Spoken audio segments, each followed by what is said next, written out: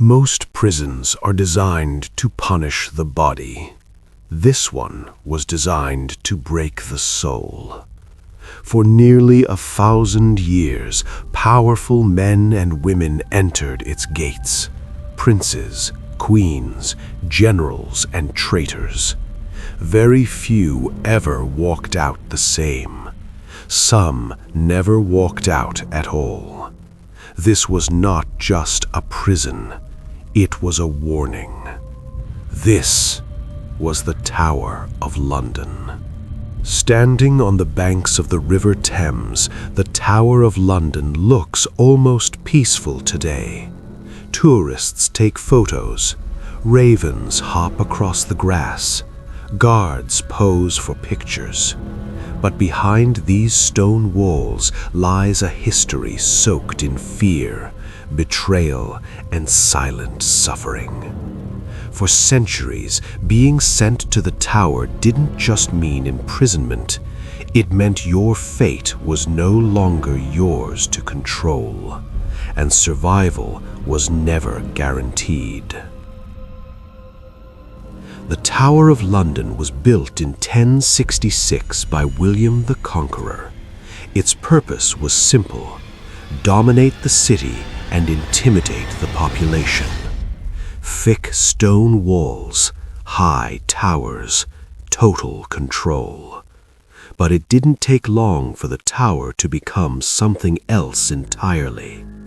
By the 12th century, it had evolved into England's most feared prison, a place reserved not for criminals, but for enemies of the crown.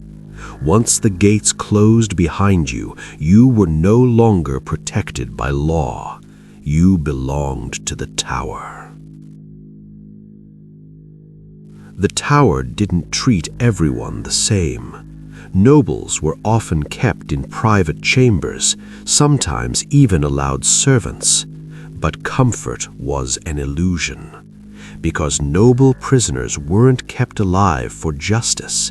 They were kept alive for convenience, interrogation, pressure, waiting. For common prisoners, the experience was far worse. Dark underground cells, cold stone floors, little light, less food. Some cells were so small prisoners couldn't stand upright. Others were flooded by the Thames during high tide. The tower didn't need executioners to kill you. Time did that on its own. The true weapon of the tower wasn't torture. It was uncertainty. Prisoners never knew why they were there, never knew when or if they would be released, never knew what was being said about them outside the walls.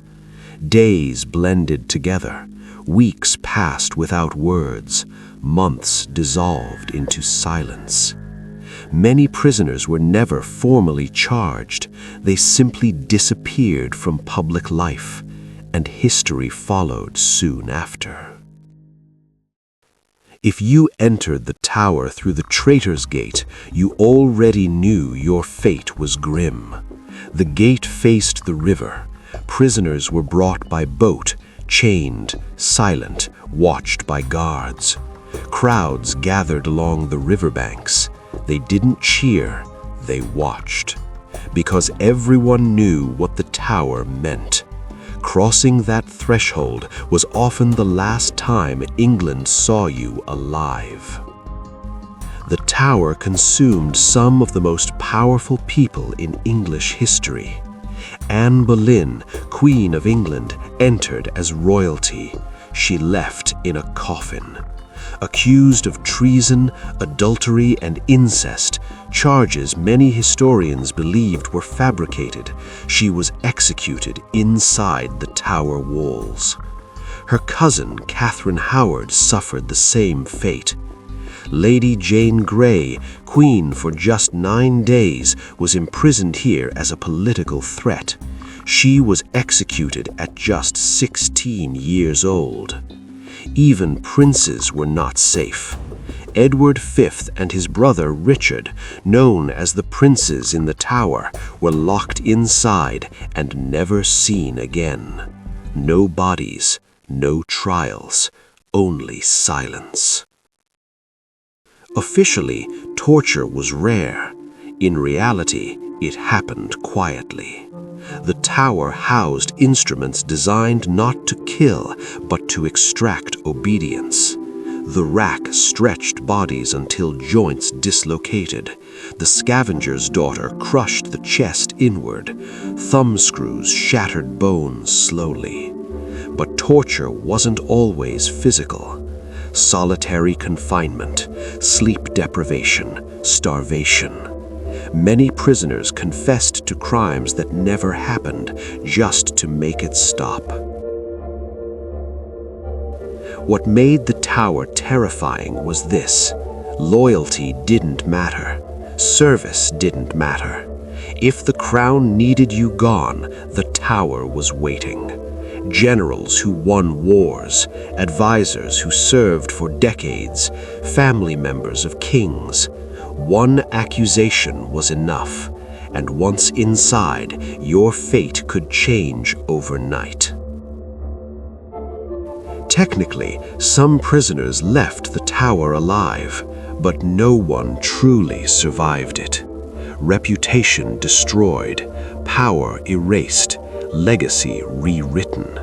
The Tower of London wasn't designed to punish criminals. It was designed to control history. And once you entered, history rarely let you leave. If you were accused of treason in medieval England, would you rather face trial or the tower? Let us know in the comments. And for more stories of history's darkest places, subscribe to Histo I Stories.